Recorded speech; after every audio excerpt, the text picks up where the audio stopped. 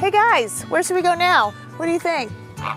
It's not every day you get the chance to flamingo. Wait up for me. Wait up. Ardastra Gardens in Nassau is a wildlife conservation center originally founded as a botanical garden in 1937. Tropical plants still bloom here, but flamingos get all the attention.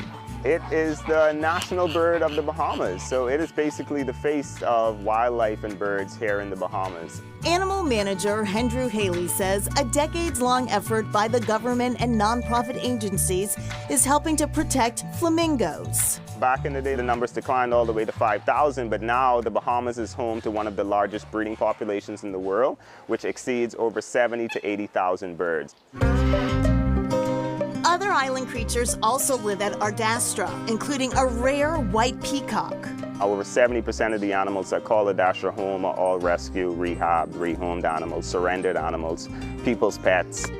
Many of these birds roam freely, unfazed by humans. Flamingos even star in their own show. When people are able to experience and see things up close and personal, then they're maybe more willing to take an active role in protecting it. Just try to avoid eye contact. Some of those birds are single. Don't start something you can't finish, man. Turns out these wading birds are pretty in pink for a reason. They're born gray. They have these nice fluffy little gray downy feathers, and then as they start to get older, they would start to slowly change the color based on this beta-carotene supplement that's found in some of the things that they eat. And flamingos are monogamous as well as devoted parents. The parents actually take turns incubating the eggs and taking care of the young when they're born. So pretty cool. I think us humans maybe need to learn from them sometimes. Caring for native flora and fauna must remain a priority as Nassau continues to develop, say local environmental experts. On this island, particularly the capital of the Bahamas, has been a lot of development. So over the last 50 years, we've lost over 30% of mangroves on this island. However, 1,200 acres of mangrove trees and shrubs thrive here at Bonefish Pond National Park on New Providence Island. This is one of 32 parks in the Bahamas managed by the nonprofit Bahamas National Trust. Elijah Sands is the organization's communications director, as well as a birder and photographer. Mangroves are essentially super nurseries for all of the economically and culturally and biologically important species that we either love to eat or we love to see. Mangroves are crucial in tropical climates, says Sands. So they're actually the only tree in the world that can grow fully in salt water. The big prop roots, or walking roots as people call them, they help to stabilize the plant in salt water and in unstable environments and help the mangrove to exchange carbon dioxide and oxygen.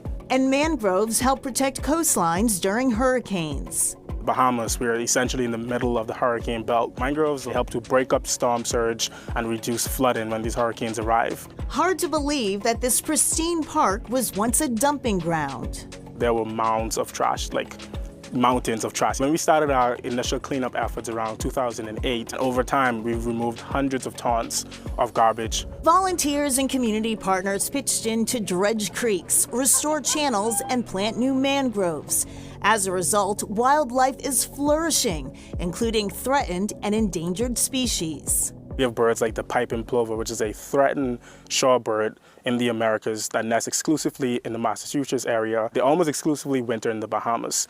We also have other important species like the reddish egret, which is one of the most rarest wading birds in North America. Today, locals and tourists alike come to Bonefish Pond to decompress and enjoy the park. Humans need to be connected to their natural environment. And so when you restore nature, you're essentially restoring people.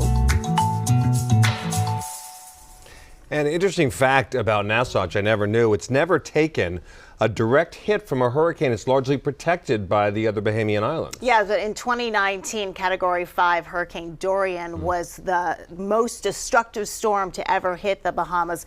Grand Bahama and the Abaco Islands were the hardest hit. But not Nassau. But not Nassau. Protected. Interesting. Still ahead, preserving Bahamian culture.